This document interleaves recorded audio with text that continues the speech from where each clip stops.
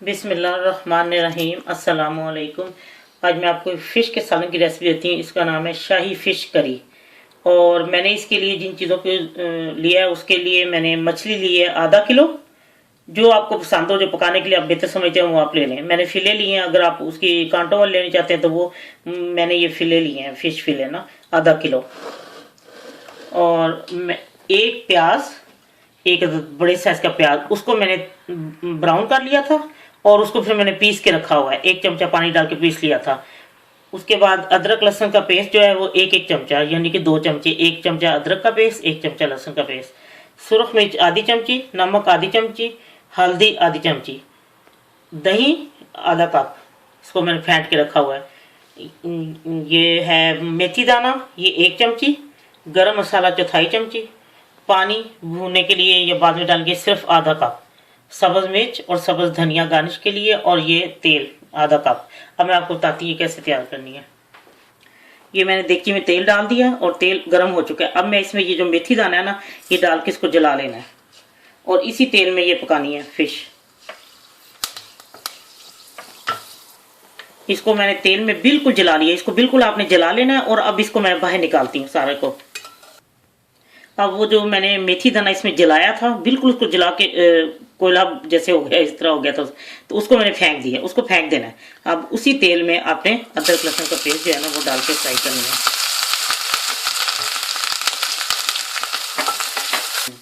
ये हल्का हल्का ब्राउन हो गया था। अब इसके पीछे मैं नमक मिर्ची और हल्दी डाल दिए।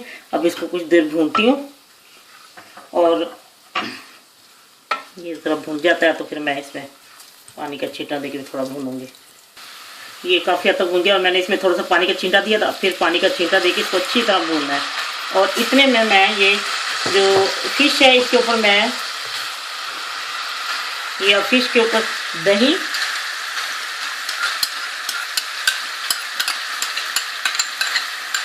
और ये पिसा हुआ जो प्याज था ना, मैंने तल के पीसा था, ये इसके ऊपर इसके अच्छी तरह इसको मैंने लगा के और रख देना है।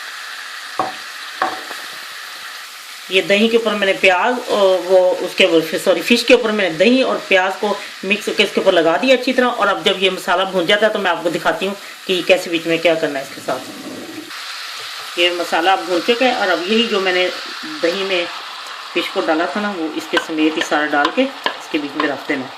और इसको मैं 10 मिनट तक इसी तरह पकाऊंगी और फिर उसके बाद मैं आपको बताती हूँ कि क्या करना है। पानी बिल्कुल नहीं डालना, ये दही ने भी अपना पानी छोड़ देना है, इसमें पानी नहीं डालना। एंड पे मैं देखूंगी अगर ज़रूरत होगी तो मैं थोड़ा सा इसमें पानी डाल दूंगी, लेकिन अभी नहीं। अब मैं इसको 10 मिनट के लिए ढक के रखती हूँ और फिर मैं आपको बताती हूँ इसमें मैंने क्या करना है।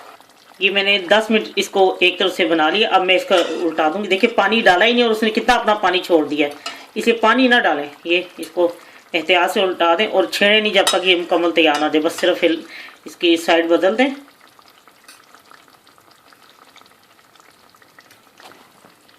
ये अब मैंने इसकी साइड बदल दिया। अब इसको मैं फिर 10 मिनट बनाऊंगी और ये जितना पानी खुश्क होता हो जाए और इसमें पानी डालने की जरूरत ही नहीं। और अब मैं साथ ही गर्म मसाला भी छिड़क दूंगी और मैं इसको 10 मिनट के लिए पका देती हूँ। लीजिए मैंने 10 मिनट, तकरीबन 10 मिनट, ज़रा थोड़ा कम ही था क्योंकि ये फिले हैं ना, तो अगर वो आपके पास कांटे वाली फिश है, आप 10 मिनट एक साइड से और 10 मिनट दूसरी तरफ से। और अब मैं इसमें ये सब्ज़ मिर्चें और ये सब्ज़ धनिया थोड़ा सा डाल के, तो मैं अब इसको 5 मिनट के लिए या 3-4 मिनट के दम पे रखती, फिर मैं आपको डिश आउट करके दिखाती हूँ।